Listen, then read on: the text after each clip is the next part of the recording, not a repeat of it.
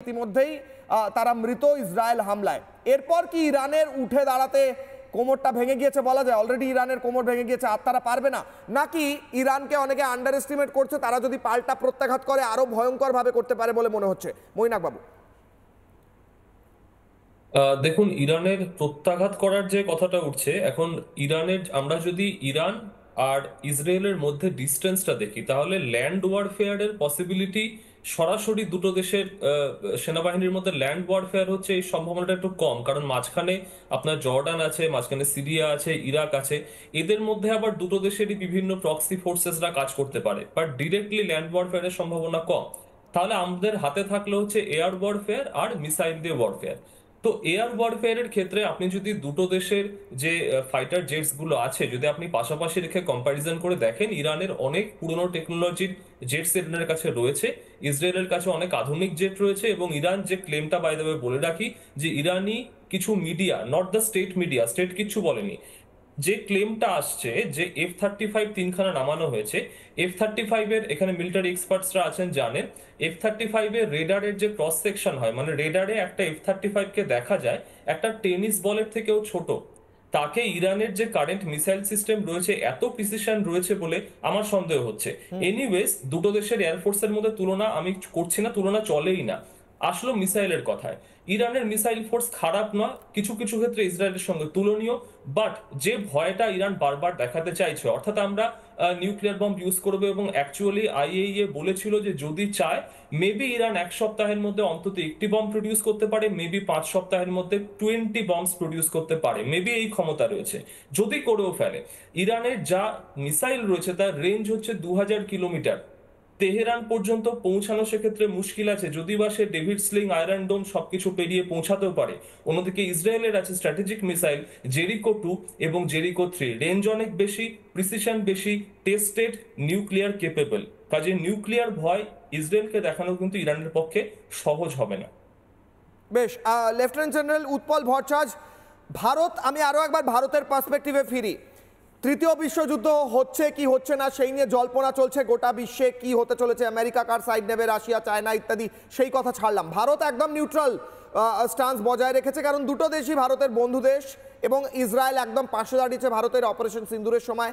এবং এই মুহূর্তে দাঁড়িয়ে আমরা দেখেছি যে ইরান থেকে আমাদের প্রচুর তেল, গ্যাস ইত্যাদি আসে, আমাদের বন্ধু দেশ বলেই ধরে নেওয়া হয়।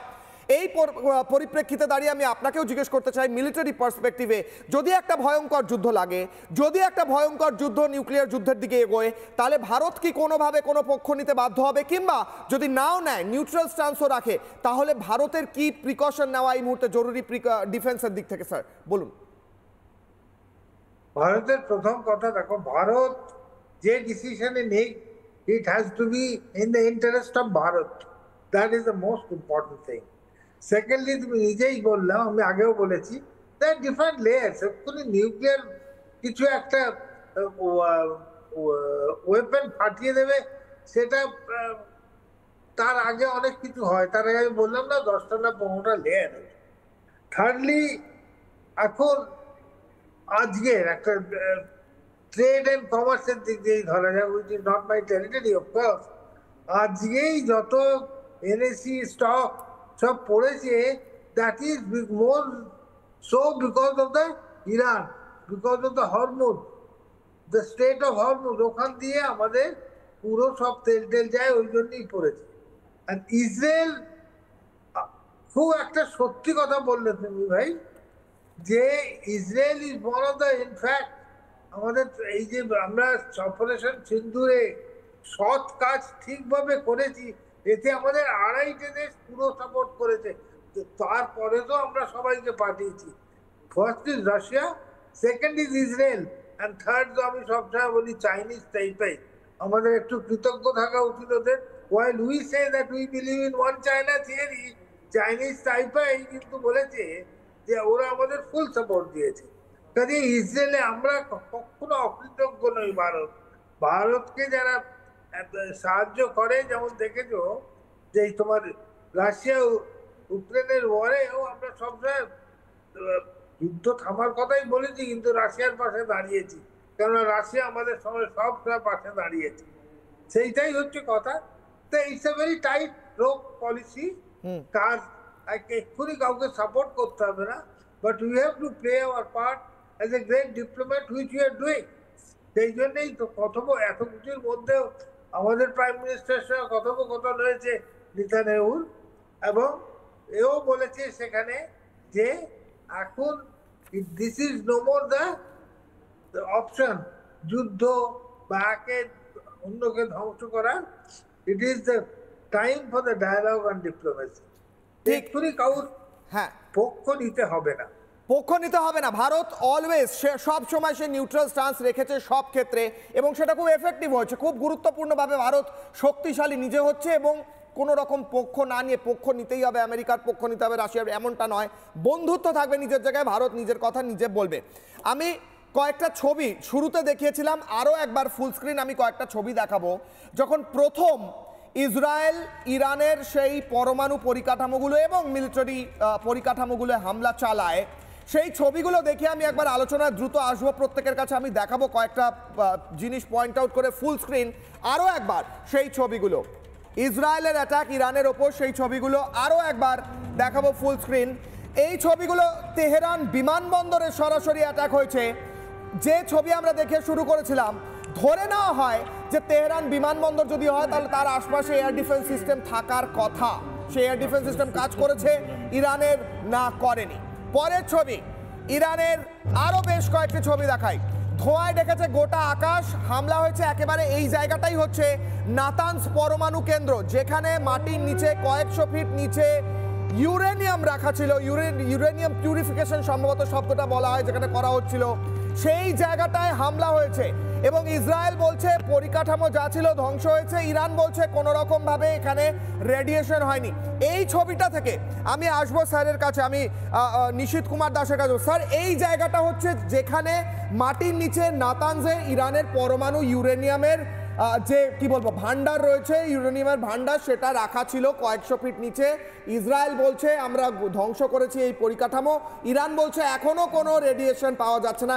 যে ধোঁয়া দেখলেন, যে ধ্বংসলীলা দেখলেন, আপনার কি মনে হচ্ছে স্যার, কি কতটা ক্ষতি হয়েছে এখানে? না, রেডিয়েশন পাওয়া যাচ্ছে না মানে ওরা, তার মানে হচ্ছে ওদের মধ্যে একটা আশঙ্কা আছে যে এই জায়গাতে আঘাত করেছে তাহলে রেডিয়েশন লিক হতে পারে। সেজন্য ওরা হয়তো টেস্ট করেছে বা করছে, এবং সরকারি এবং যুদ্ধকালীন পরিস্থিতিতে ওদের এই যে বক্তব্য ঘোষণাটা, সেটাকেই সত্যি বা মিথ্যে বলে ধরে নেওয়াটা বোধহয় সঠিক হবে না। ওটা IAEA, international atomic energy association commission, তাদের রিপ্রেজেন্টেটিভ যান এইসব ক্ষেত্রে, তো তারা পাঠান।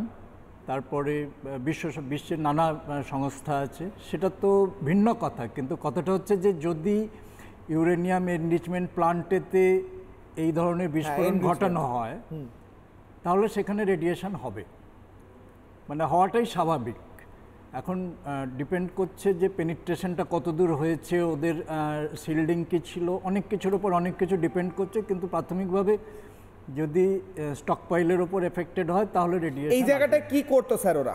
যে জায়গাটা ছবি দেখাচ্ছি ইউরেনিয়াম রেখে, তারপর কি হতো? ইউরেনিয়ামগুলো ওগুলো ইউরেনিয়ামকে একটা সার্টেন পার্সেন্টেজে এনরিচ করে। আমি শুনছিলাম 60% অবধি করেছে, 90% করলে ও ওয়েপন গ্রেড হয়, তাই কি? মানে সেটা করার পরে ওরা সেই ইউরেনিয়ামটাকে টার্গেটে রেখে নিউট্রন দিয়ে হিট করায়। ওকে, হিট করালে ফিশনটা ইনিশিয়েট করে। এখন সেই ইউরেনিয়াম তো ন্যাচারালি সব দেশই একটা জায়গাতে তারা এনরিচ করে, it's a part of the system. সেখানে আঘাতটা যদি করে থাকে, it is at the heart of the system বলা যায়, একদম হৃদয়ে। আমার একদম সময় শেষ স্যার, আমি এই কথা বলে আজকে শেষ করছি, তারপর একটা ব্রেকিং নিউজ রয়েছে। আমি এই আলোচনা শেষ করছি এই বলে, ইসরায়েল এবং ইরানের এই মুহূর্তের পরিস্থিতির দিকে কড়া নজর রেখেছে ভারত, এবং ভারত একদম নিউট্রাল স্ট্যান্স রেখেছে। কিন্তু যে পরিস্থিতি, ইসরায়েল যেমন হুঙ্কার দিচ্ছে একদিকে যে আমরা পুরো তেহরান গুড়িয়ে ধ্বংস করে দেবো, ইরান আবার পাল্টা বলছে যে সবচেয়ে ভয়ঙ্কর সময় ইসরায়েলের ওপর নেমে আসবে, ভয়ঙ্কর একটা শাস্তি নেমে আসবে। নজর থাকবে এই দিকে, তৃতীয় বিশ্বযুদ্ধের দিকে এগোচ্ছে বলছে গোটা বিশ্ব এই মুহূর্তে। নানা ধরনের কন্টেন্ট দেখার জন্য লাইক করুন, শেয়ার করুন আমাদের ফেসবুক পেজ, সাবস্ক্রাইব করুন আমাদের ইউটিউব চ্যানেল। পাশাপাশি অন্যান্য ব্রেকিং নিউজের জন্য অবশ্যই চোখ রাখুন রিপাবলিক বাংলায়।